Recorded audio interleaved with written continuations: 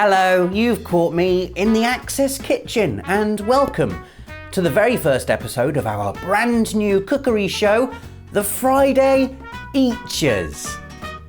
Today I've got a very special recipe to show you. We're going to be making a traditional Japanese role-playing game, or JRPG for short. Now, there have been many interpretations of this classic recipe over the years, but they all feature 7 main crucial ingredients, the first of which is the Tragic Protagonist.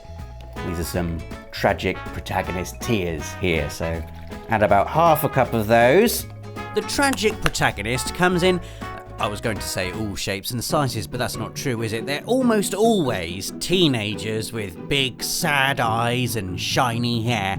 And crucially, they've all gone through some form of personal tragedy or identity crisis. Sometimes this takes the form of a tragic story event early on, an event that becomes the catalyst for our main character setting out on their adventure in the first place, like in Ni no Kuni when Oliver's mum, spoilers, dies right at the beginning. Thanks for that, level 5. Maybe the special edition should have come with a box of tissues. But often the tragedy of the Tragic Protagonist will be something of which they're blissfully unaware until later in the story. Finding out they're an orphan is a classic example. You know, there'll be this character living in a quiet, leafy village, and for some reason they can't explain, they just feel, you know, a bit different to everyone else. Maybe it's the weird tattoo on their hand, maybe it's the strange flashbacks, or maybe it's the fact they can inexplicably turn into a dragon when angered.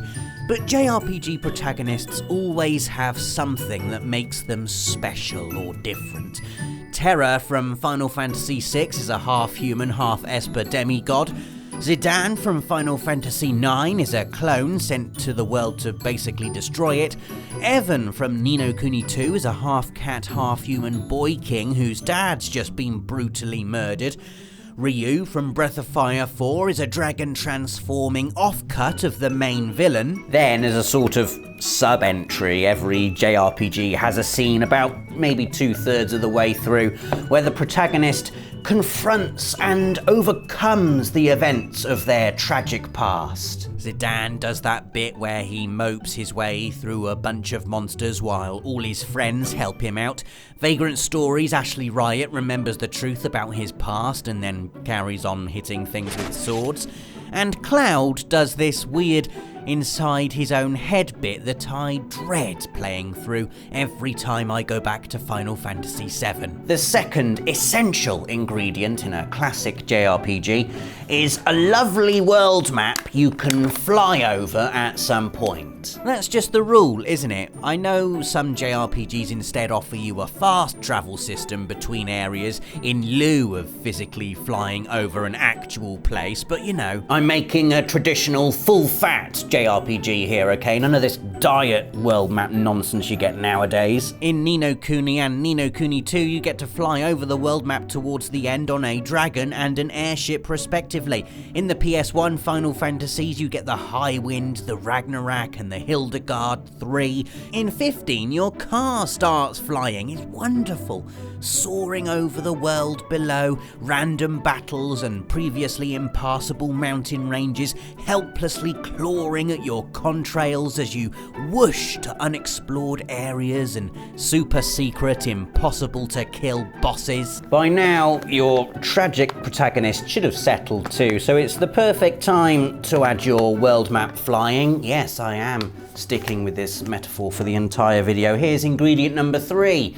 A party with at least one useless character. There's always one, isn't there? In fact, I made an entire video about this a while back.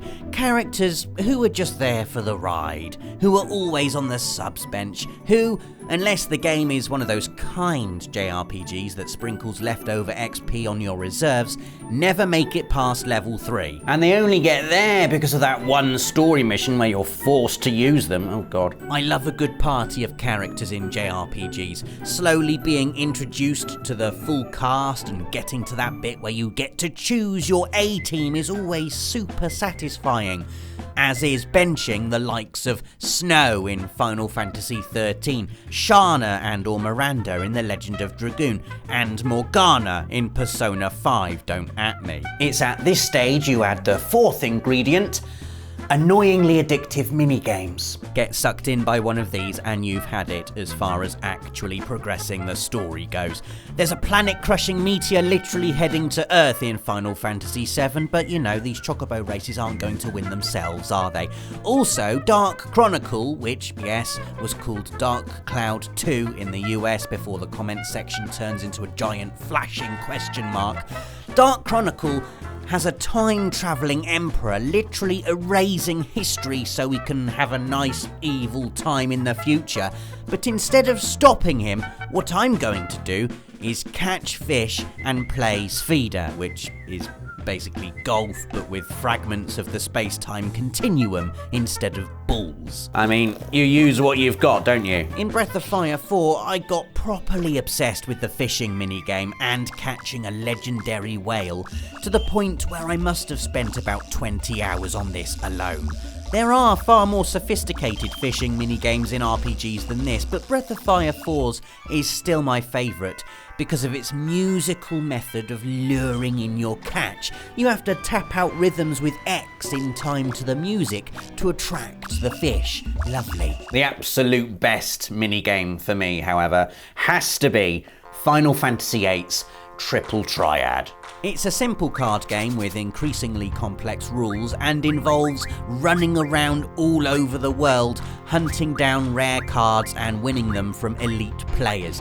You can then refine these cards into super rare items that help you beat elite bosses like Omega Weapon.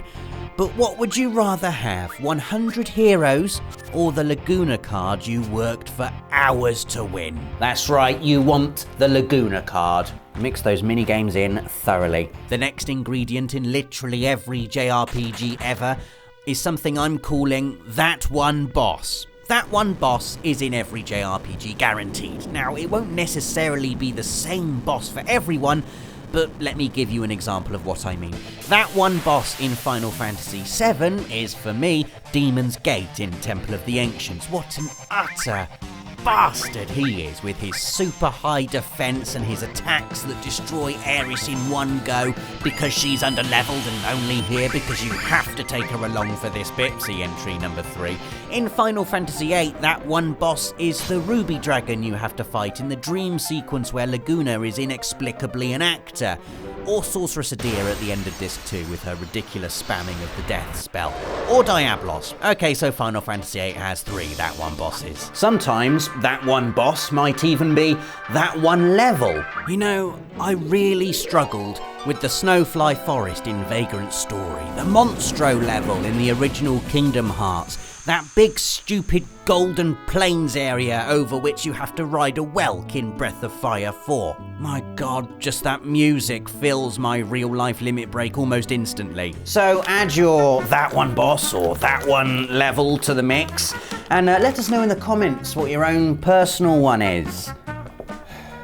This isn't really working now, is it? No, but I've brought all this in now, so we're sticking with it. Ingredient number 6. Literally every JRPG ever needs an icy level up north that's full of really hard monsters, and that you often get to after something really sad has just happened in the story, creating what's known as a pathetic fallacy, where you imbue elements of nature with negative human emotions as a storytelling device. The thing many of these snow levels have in common is that once you're there, you can't wait to be not there and to continue on your merry, sunny way through the rest of the story. Final Fantasy VII has that bit I absolutely hate, where you have to put markers down to stop yourself getting lost in the snowfield, and peppers it with random battles against really hard monsters. Final Fantasy X has you clambering over Mount Gagazet, an arduous trek that culminates in one of the toughest boss battles in the game against Seymour. Ni no Kuni has its ice cave. Ni no Kuni 2 has a snowy area populated by monsters who didn't seem to get the memo that regular world map enemies should never be over level 60. It's become something of a cliche within all fiction, actually. Up north means cold and bad things. Personally, in real life up north, I find everyone to be really very friendly and the chip shops are excellent. But in fiction, it's all frost trolls and dire wolves and the land of always winter. Especially in JRPGs. Beware the northern section of any map in JRPGs. Our final ingredient is perhaps the most important. In fact, I'd go so far as to say if you don't have one of these, you aren't a proper JRPG. And that thing is a villain who just wants to destroy everything. You've ruined that now. Yeah.